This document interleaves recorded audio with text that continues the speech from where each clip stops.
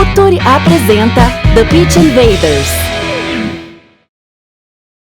Olá, futeboleiros! Olá, futeboleiras! Futuri apresenta The Pitch Invaders, episódio 272. Estamos de volta depois de uma pequena pausa ao longo da Copa do Mundo. Afinal de contas, foram 30 dias intensos. 22 lives, 22 podcasts, falando tudo sobre todos os jogos do Mundial de 2022, que coroou a Argentina como campeã do mundo, e tudo isso você pode acompanhar aqui no nosso feed do YouTube, no feed do Spotify, SoundCloud.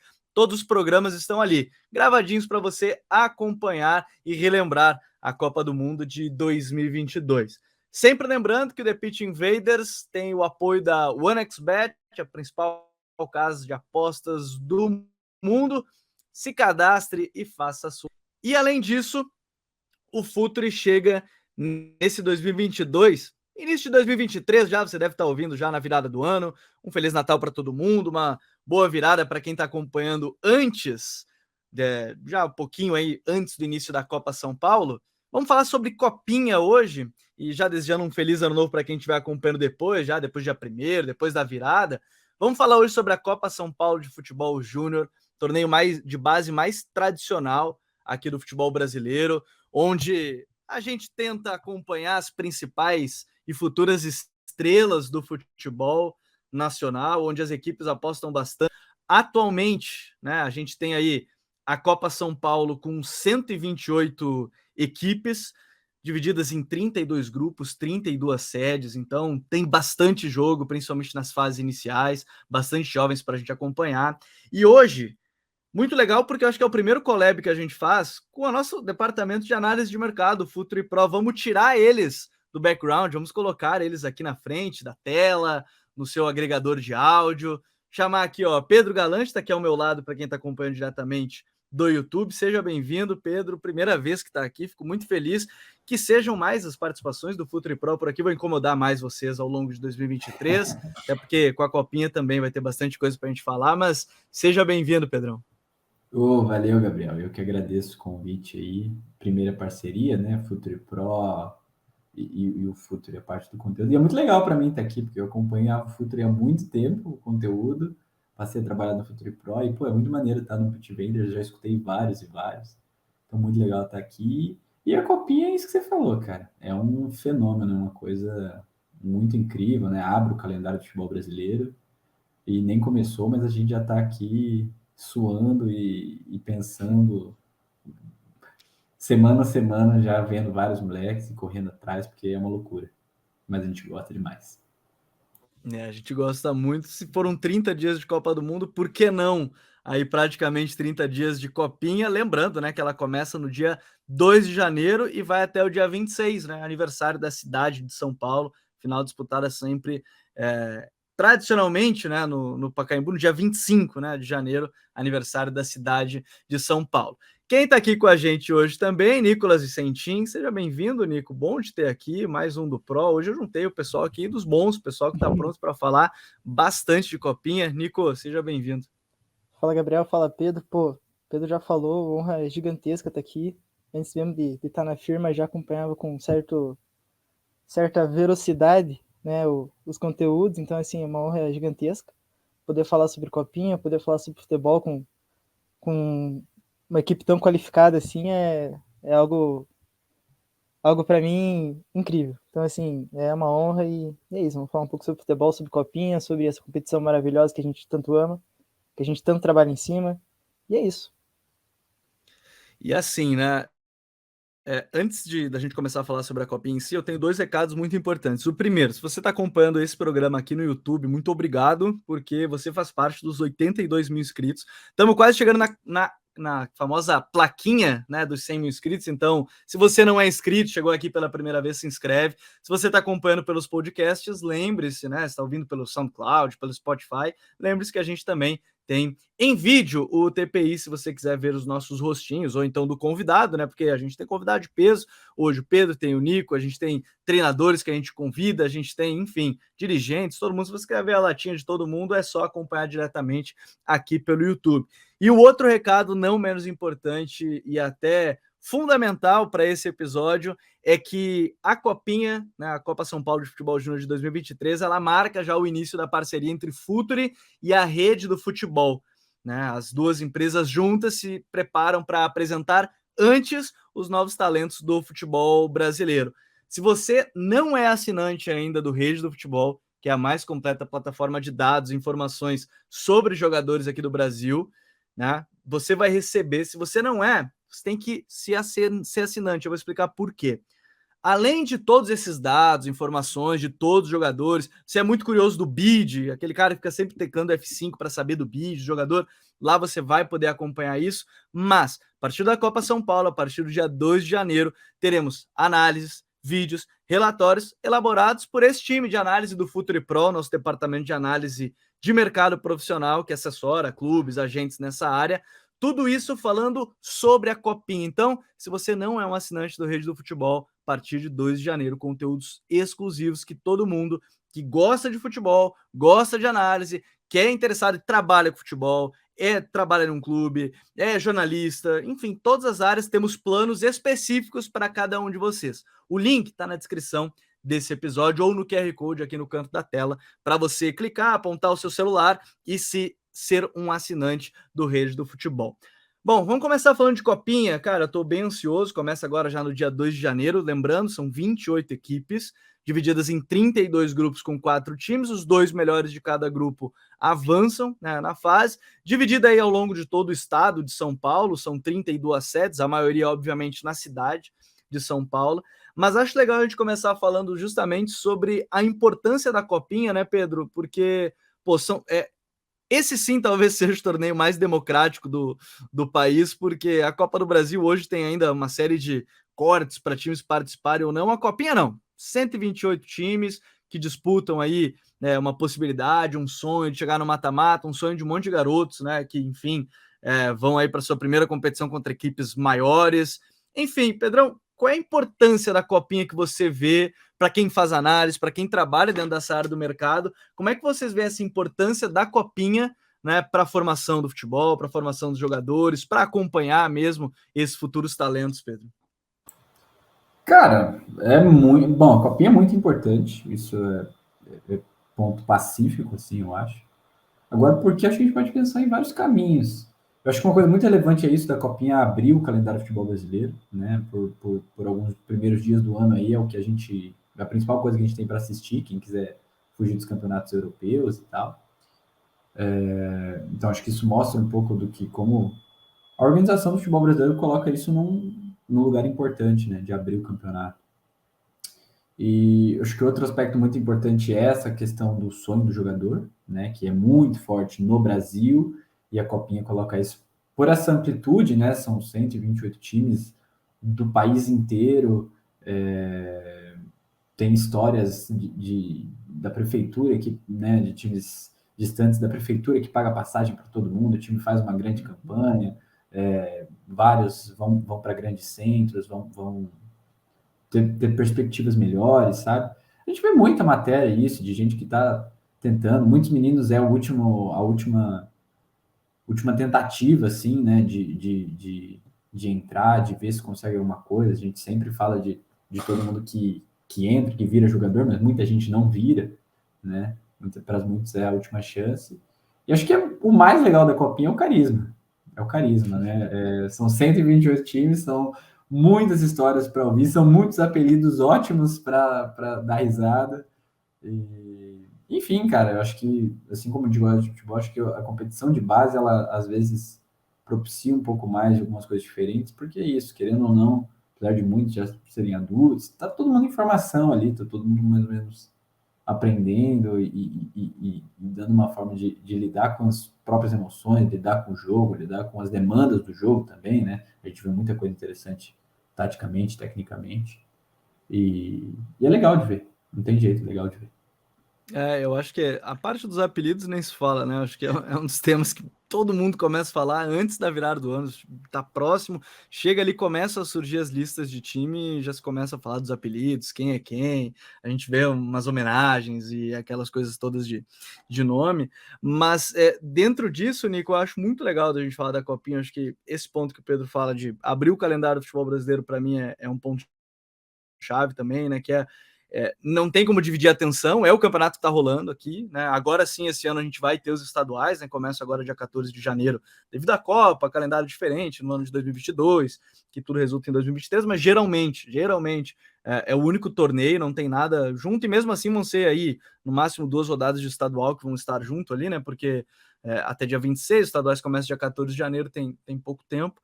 Mas quando a gente começa a falar assim, tá, vamos falar dos estaduais, vamos falar dos times grandes que entram para a Copinha, numa perspectiva hoje em dia muito diferente, né? A gente tinha a Copinha, talvez, não sei se vocês veem ainda como esse ponto-chave, mas os times entrando muito na Copinha, os times grandes, eles entravam antes, sim, com o grande foco desses jogadores, né, de quem ia ser futura revelação, e mesmo assim, hoje em dia, dos times campeões, sempre tem alguém que acaba entrando no time principal, mas hoje em dia a gente vê nos times principais, nos maiores clubes do país, times da Série A, vamos aos clubes da Série A, geralmente categorias menores, né? Então, assim, os clubes estão aproveitando, às vezes, até para dar essa pegada maior para jogadores mais jovens ainda do que a categoria limite de uma copinha, né, Nico?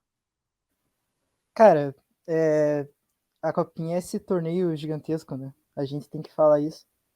E, assim, sendo um torneio gigantesco, né, na minha visão, eu imagino que isso seja compartilhado pelos amigos, o maior torneio de base do mundo, né? Então, assim, em quantidade de jogadores, em quantidade de grupos, de times, de histórias, enfim. E, cara, os clubes grandes hoje veem a Copinha principalmente como forma de potencializar seus ganhos, né? Seus lucros no final das contas. Botar a molecada para jogar, enfim. Tem um exemplo, eu cito aqui, porque aqui da região, né, o Atlético Paranaense, que colocou o Sub-17 para jogar a Copinha uma vez. Então, assim, cada vez os jogadores aqui da base brasileira, né, saindo cada vez mais jovem, perdão, eles precisam se mostrar cada vez mais jovens, eles precisam estar prontos cada vez mais rápido. Então, assim, e bem isso que você falou, a tendência dos clubes grandes é bem essa, colocar cada vez mais jovens para jogar, cada vez mais Hendrix, cada vez mais Estevão. Então, assim, é uma coisa natural. A gente, enquanto analista de mercado e olheiro, tem que ficar atento a esses movimentos dos clubes. E, assim, a gente ir modelando a nossa forma de observação, né? Agora, eu acho que outra coisa disso aí também se relaciona, é claro, esse calendário desse ano um pouco atípico, mas se relaciona muito também com essa ideia dos clubes de usarem essa arrancada do estadual com o sub-20, né? Usarem os garotos nesse início do estadual. Se não me engano, no ano passado o Flamengo teve alguma espécie de ruído por isso. Eles tinham colocado os meninos. Ai, foi ano passado. teve jogador que saiu antes, né, de terminar a competição. Não, eles que voltou para estadual. Exatamente, porque eles iam usar o sub-20 no Carioca, né? E tinham inscrito muitos dos garotos sub-20 já na Copinha e queriam trocar muitos dos inscritos e aí obviamente não permitiram. E rolou até uma ideia de o Flamengo de repente não participar, tal, no final acabou participando. Mas muito por isso também, essa divisão com os estaduais e às vezes o sub-20 vai ser usado no estadual. Porque, assim, a Copinha acaba servindo hoje para esses clubes também dessa forma, e eu acho interessante quando a gente percebe essa mudança, porque para os clubes que disputam aí as principais competições, né, Brasileiro, Libertadores, eles acabam apostando, acaba sendo efeito cascata, né? Você tem aí no estadual um time de base, e aí obviamente isso acaba refletindo na Copinha esse ano ainda mais, certamente ainda mais, né, desses outros clubes. O Atlético é um bom exemplo, a gente vai ver aí o caso do Flamengo agora também, a gente está vendo até mesmo os times pedindo desconvocação de sul-americano sub-20, porque vão usar os jogadores no estadual, né, no time profissional. Então a gente começa a ver essa mudança. Mas, ô Pedro, conta um pouquinho mais, assim, quando a gente fala da análise de mercado para analisar uma Copinha, como é que se prepara para essa competição? Porque você tem aí 128 times, cada time com pelo menos aí, vamos lá, vou botar baixo, 20 jogadores, alguns têm mais, alguns têm menos, mas no mínimo são 20, aí tem aquela questão de estrutura, de o clube conseguir trazer todos ou não, aí entra outra parte, mas a gente está por baixo aí, 20 jogadores. Como é que o departamento se prepara? A gente pode falar até da própria experiência do Futre Pro agora, preparando esse material para a Rede do Futebol, junto com a Rede do Futebol, mas como é que se prepara para uma competição tão grandiosa? Acho que entra muito no que o Nico falou, em termos de times, é a maior competição do mundo de base, jogadores, enfim, a gente está falando de pelo menos aí 2.000 atletas quase, né, entre 128 times.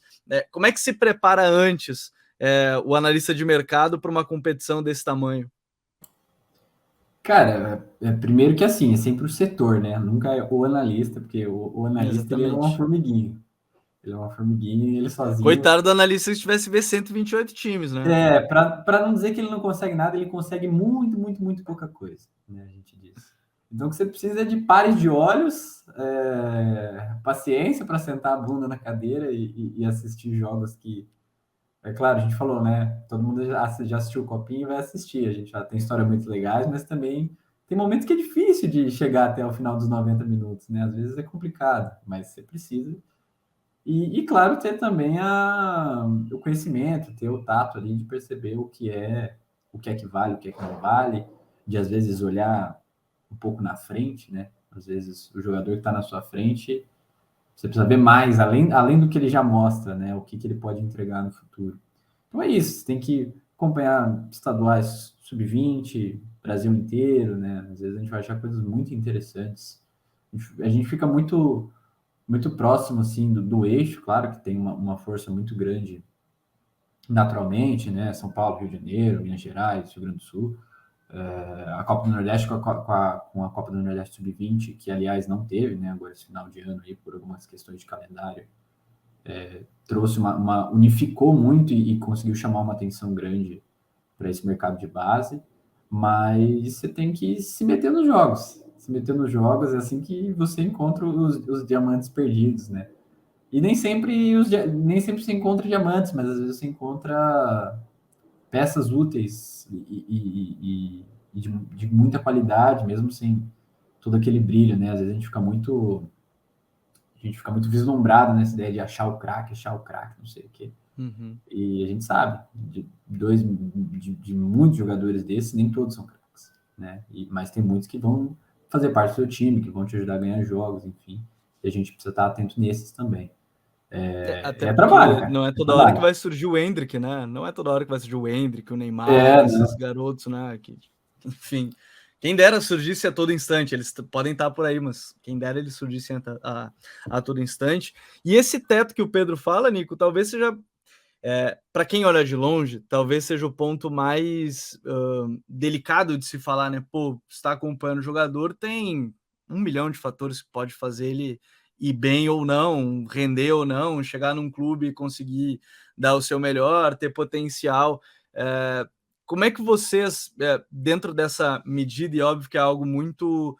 Não tem uma métrica certa para definir se o cara vai ser bom ou não, porque no meio do caminho pode ter algum problema, então isso é muito difícil. Mas como conseguir, ou pelo menos tentar se aproximar de mensurar assim, tá, esse cara que de repente tem um potencial, esse cara não, como é que vocês preferem observar? Como é que você prefere observar essa parte, né, de tentar mensurar um pouco? E depois a gente vai falar de nomes, aí vai ser mais legal, o pessoal tá acompanhando. Vamos falar de nomes também, de jogadores para a gente acompanhar nessa Copa São Paulo, mas como tentar mensurar dentro de uma perspectiva, de uma realidade de jogadores, né, para que ele pode vir a render, que ele não pode, tentar gerir essa expectativa dele, Nico? Então, assim, a gente trabalha no Futre com uma série de métricas, né? Então, assim, a gente... Complementando, antes de começar, né? Primeiro que é uma análise multifatorial, né? A gente analisa tudo que o jogador pode demonstrar, como a gente assiste, né, via, muitas vezes, VT ou ao vivo, tudo que a gente pode conseguir enxergar do atleta, né? Então, assim, a gente enxerga o mental dele, a reação dele com ou sem bola, a habilidade técnica, enfim, N coisas, assim, que formam um jogador de futebol.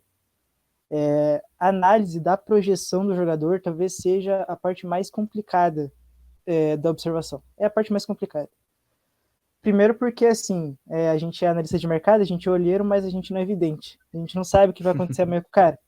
Então, assim, hoje ele pode destruir na copinha e amanhã, enfim, ter uma lesão muito séria e acabar não rendendo mais o que se esperava. Então, assim, a gente no departamento procura ter algumas métricas, principalmente questão física do jogador, pega muito, questão técnica, tática.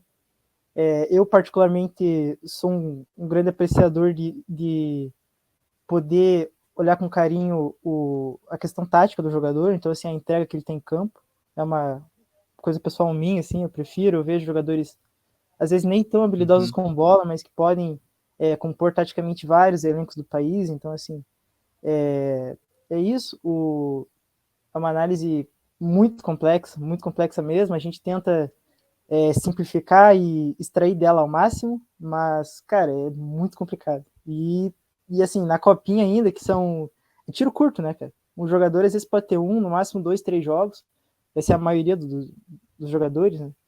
Vai ser uma análise extremamente difícil. Então, assim, é puxado, um pouco puxado.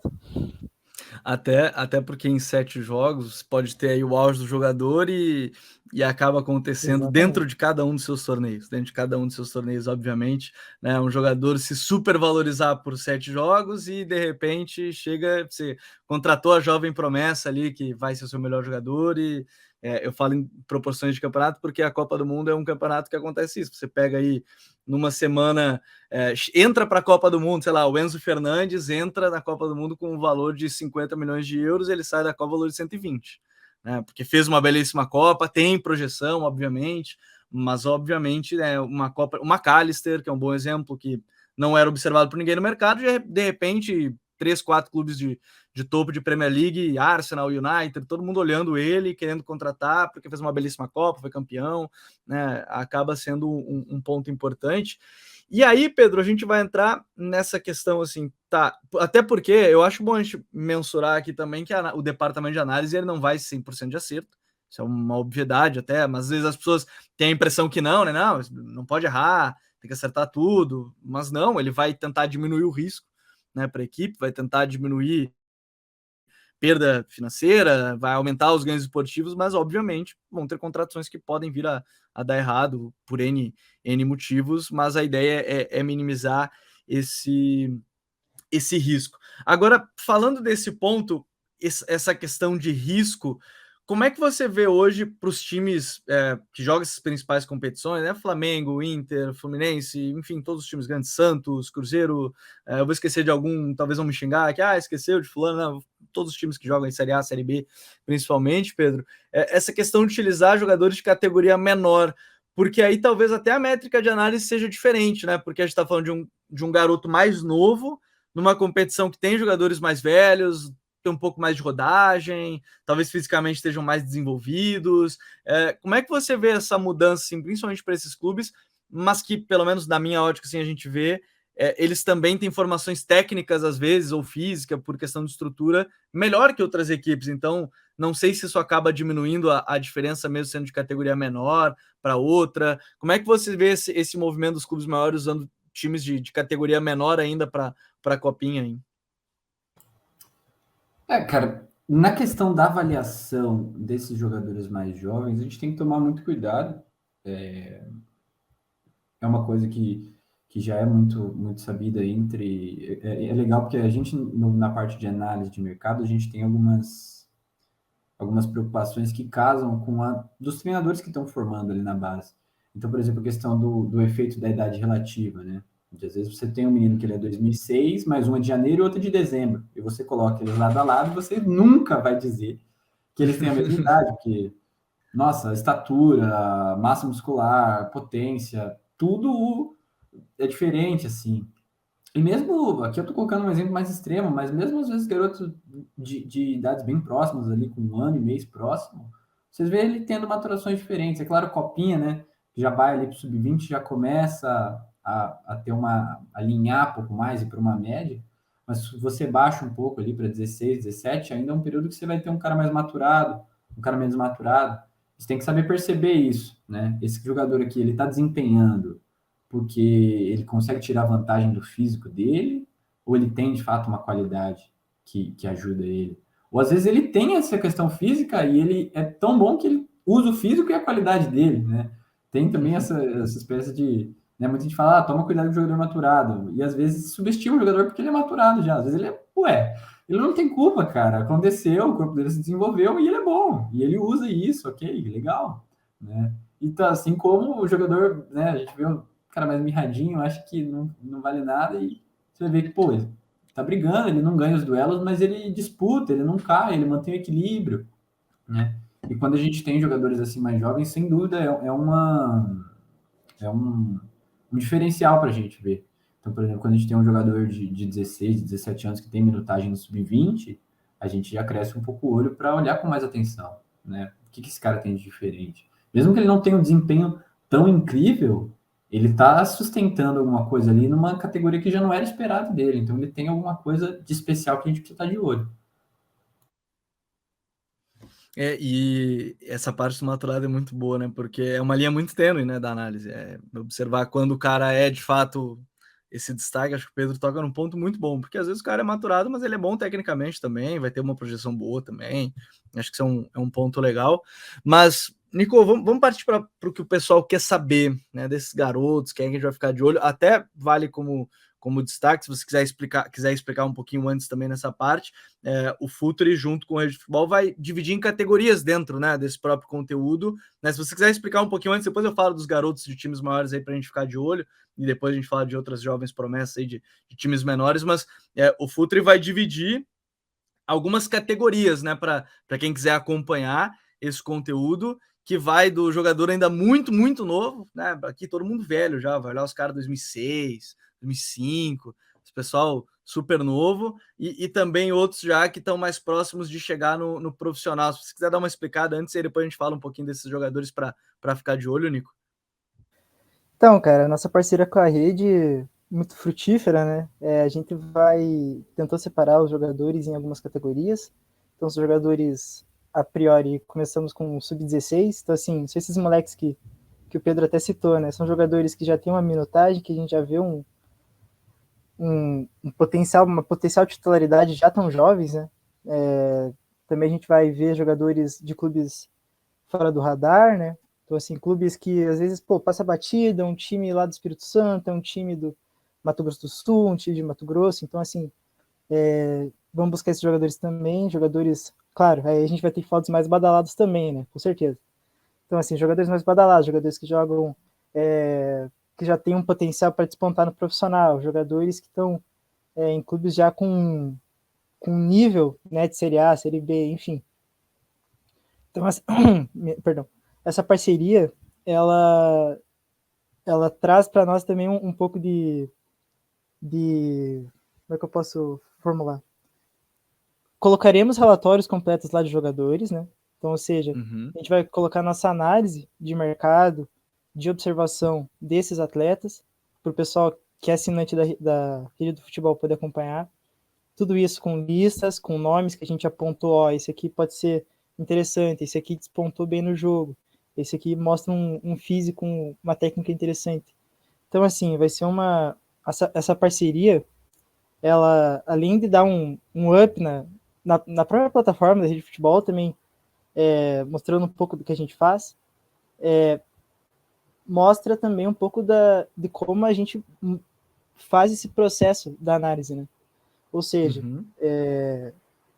a gente vai ver o sub-16, vamos ver o sub-16, a gente vai ver os jogadores fora do radar, vamos ver o jogador fora do radar. Enfim, por aí vai. Eu acho mais importante essa questão do sub-16, assim, porque, cara, esses moleques, o cara tem 16 anos, jogando uma competição sub-20, já chama a responsa e tal, pelo menos ele é um pouquinho diferenciado dos demais, né? Eu puxo um pouco mais a sardinha para esse lado, uma parte que eu gosto mais do jogo. Mas, enfim, resumidamente é isso. E é legal, né? A gente tá falando de um garoto de 16 anos jogar uma competição de 4 anos de diferença, é óbvio que tem que ficar de olho, porque se a gente for da parte física, essa aí, obviamente, é muito diferente, né, de um garoto muito jovem. Mas vamos começar a falar desses jogadores. Não sei se tem alguns já que vocês têm separados, que depois, obviamente, para quem for assinante do Rede, vai ter bem mais detalhado sobre quem são, como jogam, principais características, mas vou começar por esses jovens, né, esses garotos de 16 anos, jovens pra caramba. Nico, quem é que você começaria destacando assim, não, esse aqui é o garoto que a gente tem que ficar de olho nessa copinha, logo vai estar explodindo na sua equipe, né, num time maior. Quem é que é o cara que você de cara já ia destacar assim, desses garotos com 16 anos? Cara, a gente até conversou um pouquinho antes, eu e o Pedro. A gente puxou 2 nomes que a gente acha interessante, que é o Guerin, se não me engano, do Juventude, né? Eu posso estar enganado, acho que é do Juventude, né? Isso. E o Lohan do Flamengo. São 2 jogadores, assim, se não me engano, ambos são 2006, se não estou enganado. 2005, perdão. O Guerin é 2005. O Guerin é 2005. Cara, jogadores muito habilidosos, muito bons de bola, tem um potencial gigantesco, vão jogar uma copinha com 16, 17 anos, não é qualquer um, né, repito. No mínimo, tem que ser fora do normal, fora do comum. São jogadores que a gente vê esse potencial. E assim, já fazendo o jabá, né, quem quiser acompanhar mais jogadores sub-16, assim, né, a plataforma lá da Rede Futebol, porque assim, a gente separou vários nomes mesmo. Esses 2 são só uma palhinha. Isso é outra parada do lance da parceria com o Rede, que é engraçado, e do lance do trabalho de um setor de análise de mercado, que é um trabalho muito guiado pelo sigilo, né? Então, geralmente, a gente faz direto para o cliente. Então, não existe muita coisa de fala um nome aí, a gente fica até meio, pode falar como é. E vai ser legal, né, essa parceria do Rede, o Rede também mostrando essa exclusividade para quem fizer parte.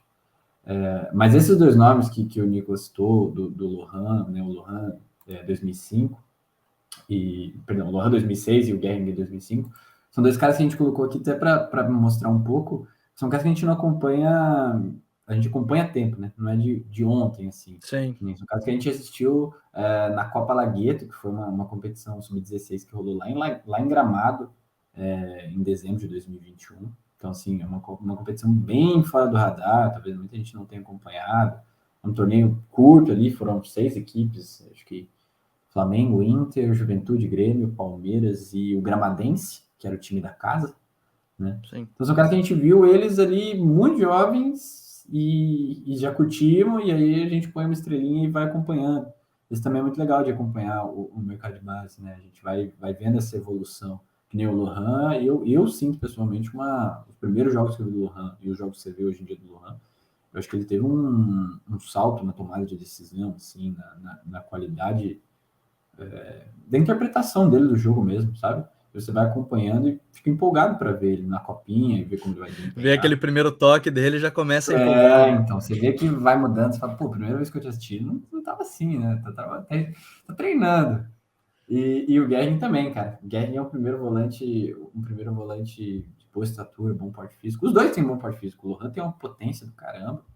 É um centroavante extremo, assim, um atacante que consegue fazer um pouco de tudo. Canhotinha.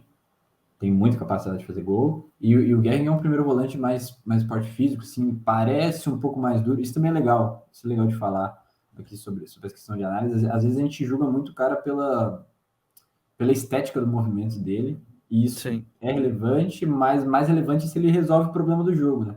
É isso que a gente está sempre se perguntando. E o Guerin é um cara legal por isso, ele parece um pouco mais travado, ele parece um pouco mais grosso, mas quando você vê, ele escapou. Você não roubou a bola dele, né? E no final o que importa é isso. É verdade. E sobre isso de estética, para mim, o jogador hoje, obviamente, que já está na realidade, nada melhor do que Thomas Miller, o homem esteticamente mais feio jogando, assim, da elite, que te resolve tudo quanto é problema. Acho que é no documentário do Bayern na Amazon que falam, né, sobre isso, que brincam que ele parece assim, um jogador muito feio jogando. Eu não vou lembrar se foi o Schweinsteiger ou se foi. Acho que foi o Schweinsteiger que falou, que ele disse. Eu acho que ele próprio tem uma fala sobre também, isso. Né? Ele também se define assim. Bonito.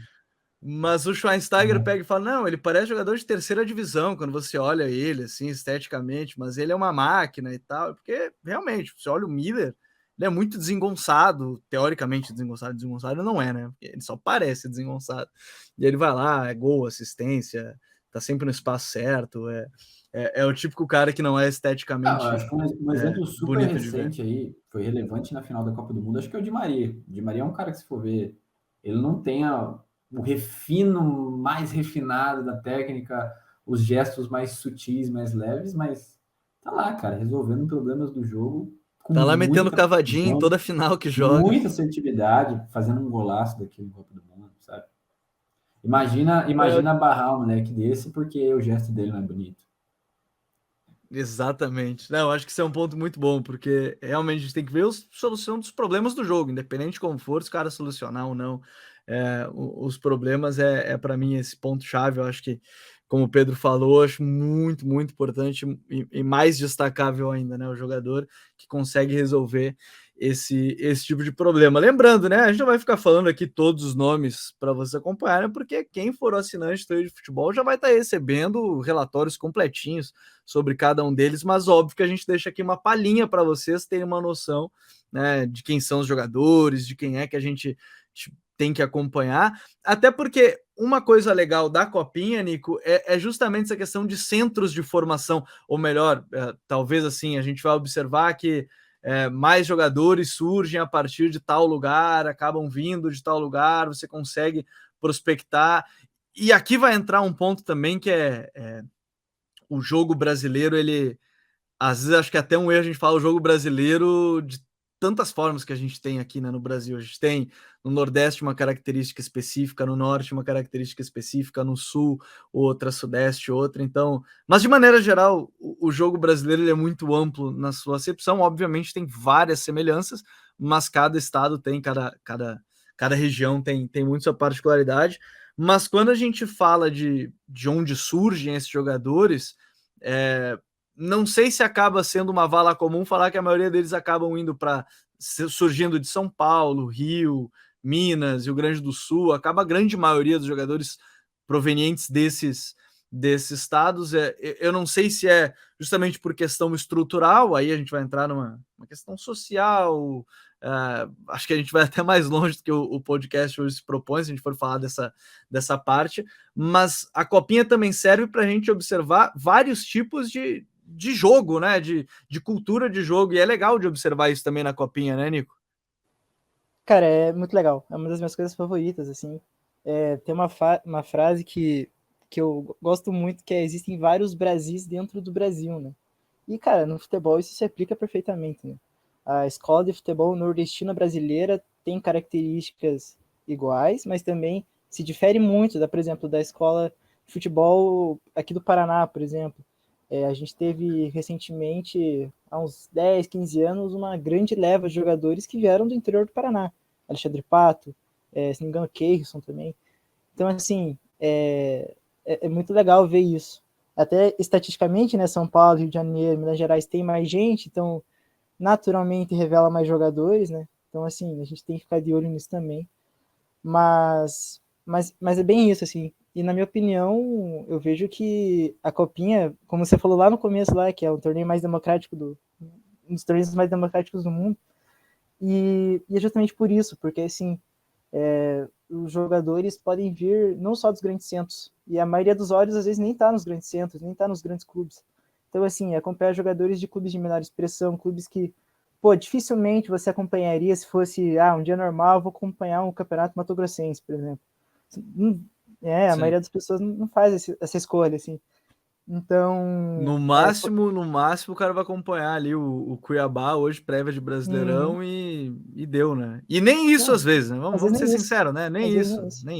Às vezes nem isso. O cara assiste só os melhores momentos, talvez do Fantástico ali, coisa ou outra, mas dificilmente. Quando então, passa no Fantástico, quando se não é a passa final, no Fantástico, quando passa. Quando passa no Fantástico. Então, assim, eu gosto muito dessa coisa da democratização do futebol e como ele é ferramenta para, enfim, inclusão social, ascendência financeira, enfim.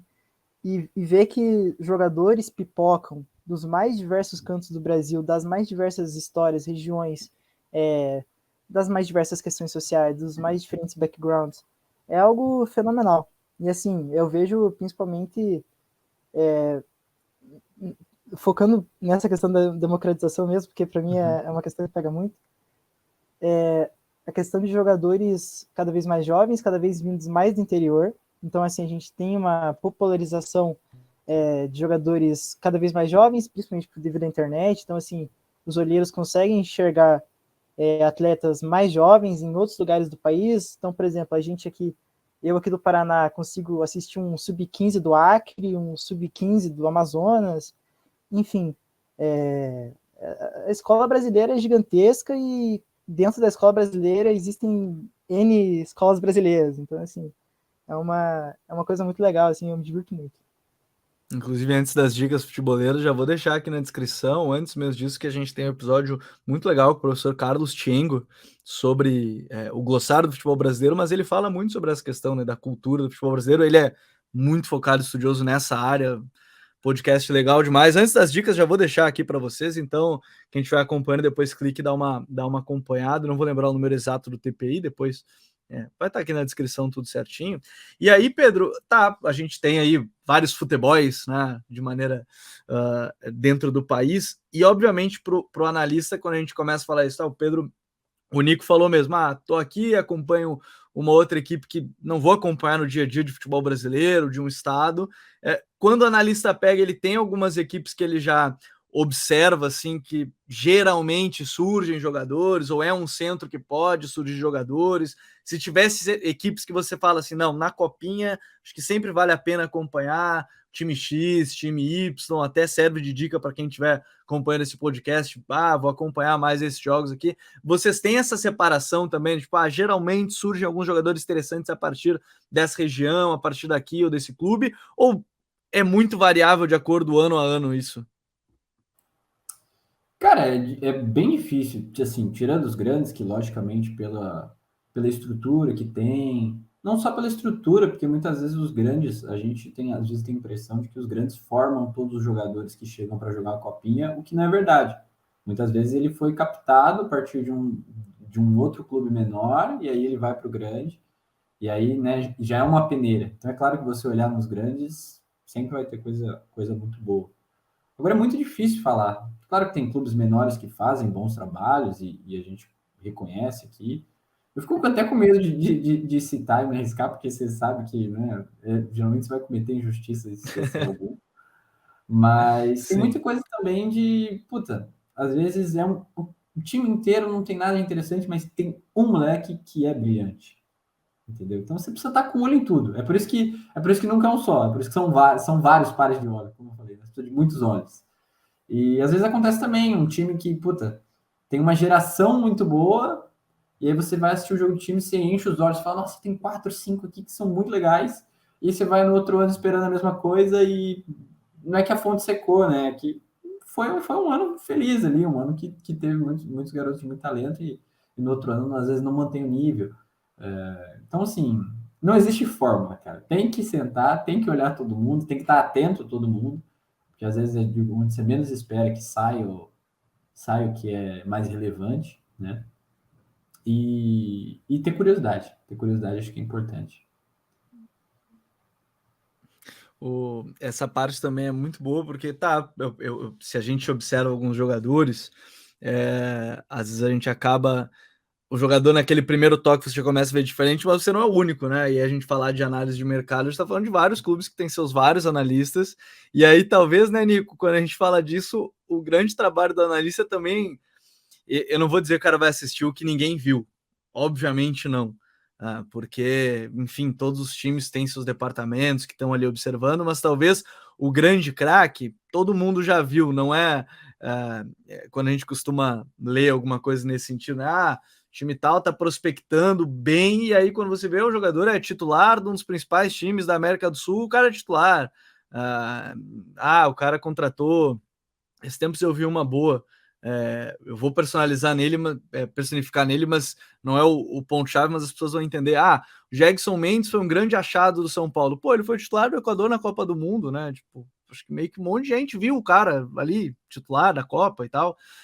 Mas é esse ponto, assim, aí o analista ele tem que não olhar quem ninguém viu, o jogador que ninguém achou e tal, mas o grande trabalho que você vê, assim, do analista é ver os jogadores que se encaixam mais, jogador que tem mais potencial, porque brigar com outros analistas, não na forma literária, mas de observar jogadores, vocês estão sempre nessa disputa, né? Então, encontrar esse jogador que que seja uma boa oportunidade de mercado, que não esteja tanto nos holofotes, às vezes até está num momento não dos melhores, na própria copinha, pode não ter os 3, 4 melhores jogos da vida dele, às vezes 3 jogos só porque o time é eliminado na fase de grupos, mas que vale ficar de olho, que pode ser o ponto. Esse é o grande trabalho do analista no final das contas também, Nico?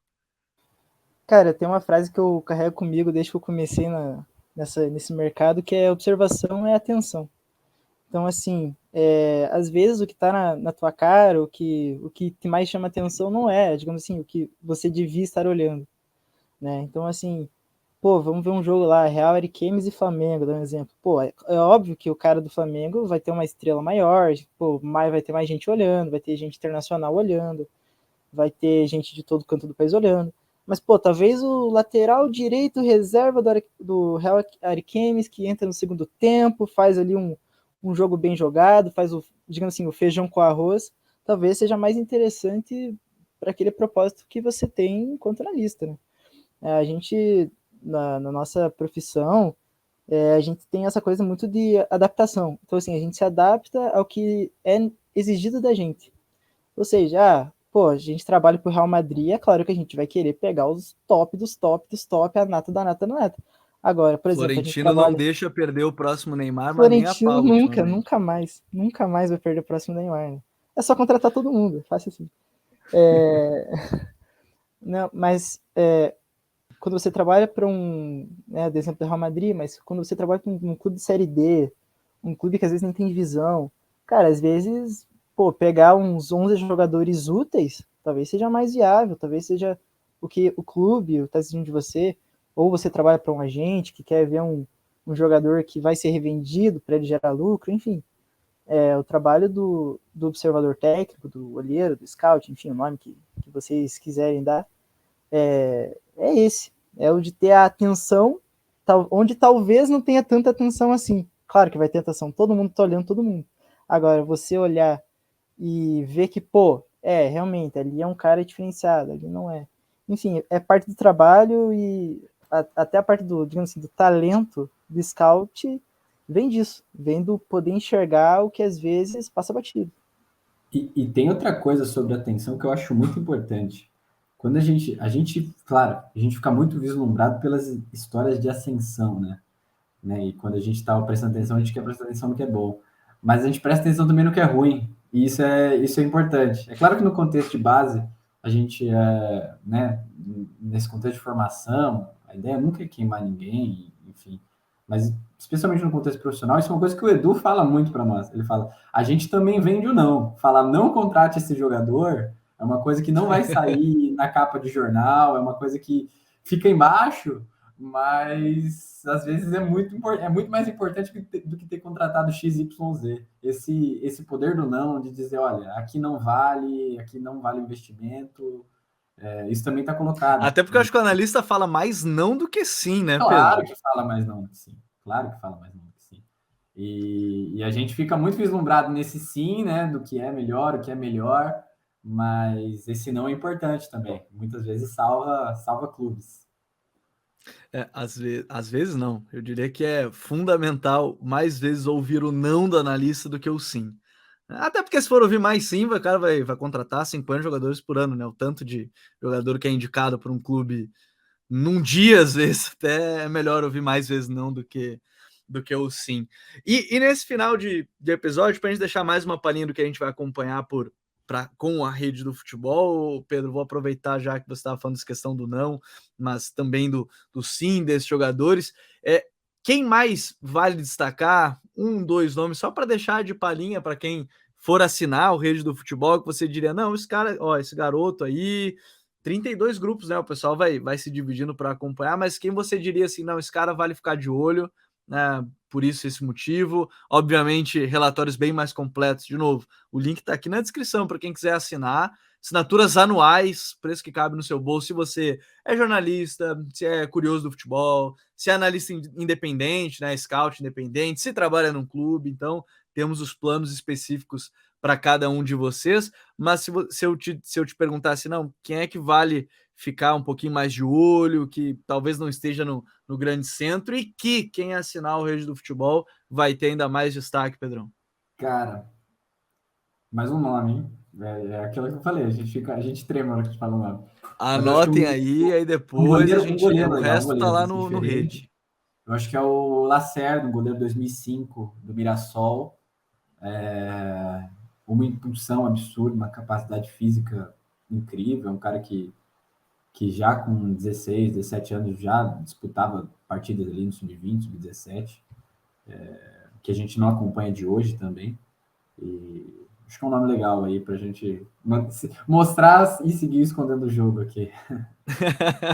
Essa aí é a boa de esconder a intenção do jogo aqui, ó. Você esconde a bola, dá um nomezinho e deu. O pessoal pode assinar aqui o Rede do Futebol para ficar por dentro mais de outros jogadores. E para quem é um curioso do futebol, ô Nico, a dica é qual? É acompanhar todos os jogos possíveis? Ou assim, obviamente quem assina o Rede vai ter aí relatório de todas as rodadas, né? Toda rodada vai ter pelo menos um relatório aí de jogador, dado, estatística, para quem tiver assinando. Mas ô Nico, o cara que está acompanhando a Copinha pela primeira vez, qual seria a tua dica para ele?